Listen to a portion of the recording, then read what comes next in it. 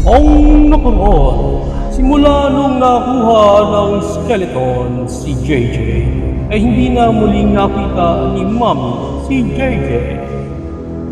Ngunit sa kanyang paghahanap, may mga nakita siya mga bagong kaibigan tulad ni Steve and Dennis, ni Battlefog, si Will Briars, and si Kike and Mutant Dog. At sa kanilang paglalakbay, ay napapagod na si Mami dahil parang hindi rin naman nila makikita si JJ. Wait lang guys. Medyo napapagod na kasi ako. Hindi niyo ba napansin? Lakad na lang tayo ng lakad. Pero hindi pa rin natin makita si JJ.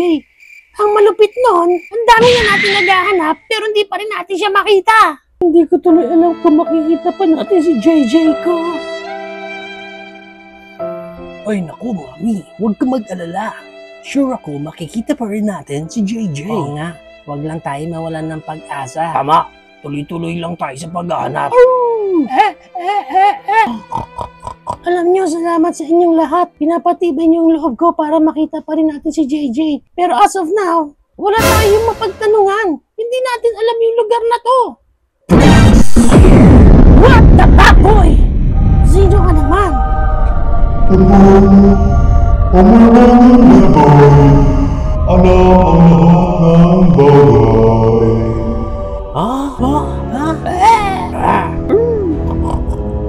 Makikita na kaya nila Mami si JJ ngayon at natagpuan sila ng isang mahiwagang beboy na alam ang lahat ng bagay. Alamin sa susunod!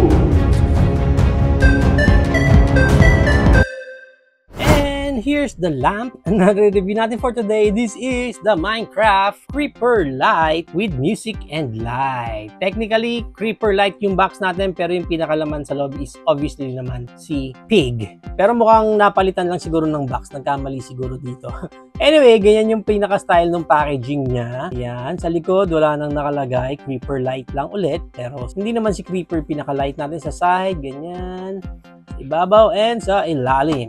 Pag na-unbox natin dito yung ating lamp, makikita natin agad dito yung pinaka-pig lamp natin dito. Yan yung pinaka-design niya. Looks like parang sticker lang yung nakakabit dito sa kanya. Yan o. Then sa side. Okay naman yung pinaka-design niya. Actually, maayos yung pagkaka-design. Simple lang naman. Mukha naman talaga siyang pig. Dito sa ilalim niya, may compartment pa siya dyan ng battery. Pero wala siya yung mga spring ng mga battery. So, technically, empty space lang ito. Dahil may kasama naman siya pang charging dito. And then, yun lang siya para ma-charge ninyo yung pinaka-lamp natin. Ang pinaka-gimmick lang nito, of course, meron siyang light and sounds. Sa pag-prenes lang natin siya, yun o.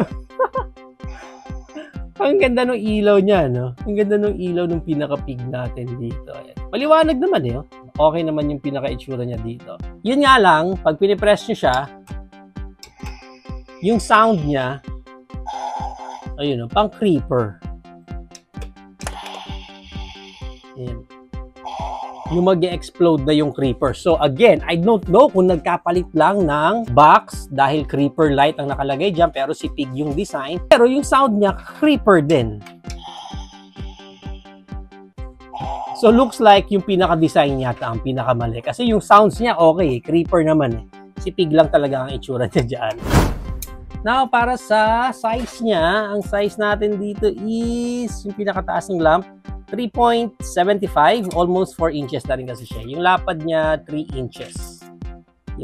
Okay, and then 3 inches na yung dimension nung pinaka-cube niya.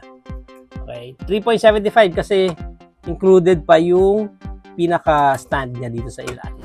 If you are planning to buy this Minecraft lamp, ang price range niya is around 400 up to 800 pesos. Depende na lang again kung saang specific market kayo makakuha nung specific lamp nyo na ito.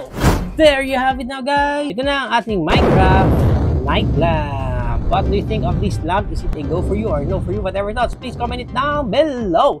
But for me, kinuha ko lang naman tong night lamp na to for the sake na kasi natuwa ako sa mga figures natin ng mga Minecraft and I think babagay naman siya itong lamp na to pag tinabi ko na siya sa display ng mga Minecraft na mga figures natin. Overall for me, okay sana yung pinaka looks niya, okay yung gimmick niya, yung sounds niya, maayos din naman yung pinaka lamp niya na sumablay lang talaga sa pinaka-character natin. Again, creeper, light yung nakalagay natin dito sa packaging.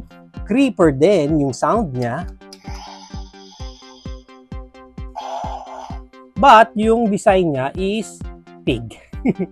Doon lang naman. So kung mahilig din kayo sa mga Minecraft, I think maganda to. Avail nyo na rin and ilagay nyo sa side desk ninyo or mismo sa bed.